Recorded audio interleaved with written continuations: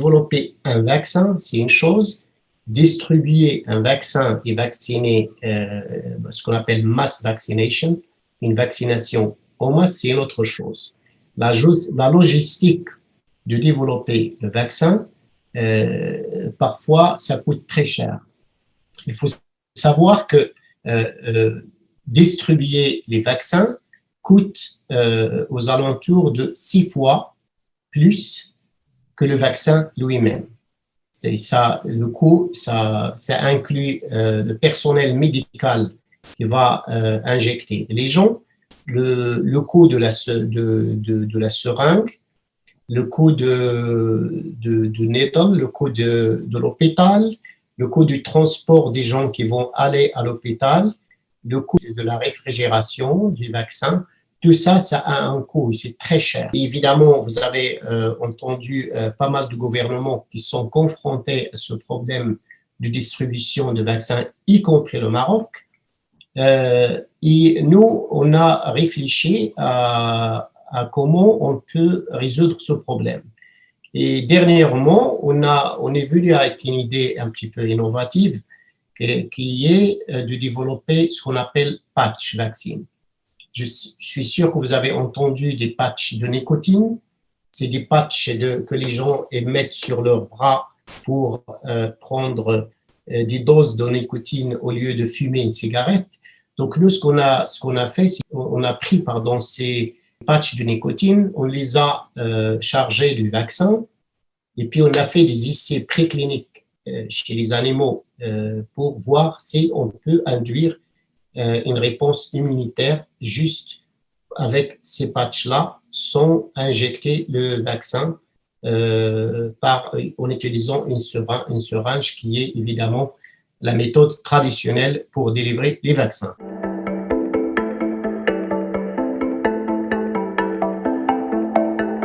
Ce qu'on a fait, c'est qu'on a pris 10 souris, on les a rasées, puis on a mis les patchs sur les souris, et on a pris un autre groupe de souris qu'on a vacciné avec seringue, et on s'est posé la question, est-ce qu'il y aura des anticorps neutralisants développés juste avec les patchs? Eh bien, je vais vous annoncer, c'est la première fois, et c'est un résultat que j'ai obtenu juste hier, et on a des anticorps. On a des anticorps juste en appliquant ces patchs qui sont chargés par ce qu'on appelle un pan-coronavirus.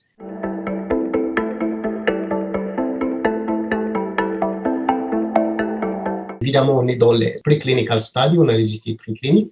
Si on arrive à faire des essais cliniques avec ce premier vaccin qui est délivré par des patchs, ça veut dire quoi? Ça veut dire qu'on peut mettre des patchs dans des enveloppes. Je peux mettre 2 patchs dans des enveloppes, les envoyer partout dans le monde et vous aurez votre dose de vaccin dans votre boîte aux lettres. Donc, vous allez prendre le premier patch, vous allez le mettre, une semaine après, vous mettez le deuxième patch et vous êtes vacciné avec. Évidemment, ça élimine tous les problèmes dont je vous ai parlé tout à l'heure, c'est-à-dire ça élimine cold chain, ça élimine les personnels médicaux, ça élimine les seringues. Donc, ça va réduire le coût de délivrer le vaccin, ça va réduire le coût de logistique et évidemment, ça va augmenter la quantité de gens, le nombre de gens qui vont être vaccinés. Évidemment, ça va encourager la vaccination en masse. Et ça, c'est l'innovation. Donc, on a déposé un brevet avant même de commencer, on a déposé un brevet qu'on va complémenter avec les résultats qu'on a maintenant pour voir si on peut aller faire des essais cliniques. Parce qu'évidemment, vous pouvez imaginer que mettre un patch, c'est beaucoup plus safe et très simple que d'aller injecter parce qu'il y a beaucoup de gens qui ont peur de l'injection par le needle and syringe, les seringues. Mais si vous êtes à quelqu'un, voilà, vous mettez le patch et puis vous allez dormir, prendre une douche, il n'y a pas de problème. Et vous êtes vacciné, je pense que ça va aider la vaccination.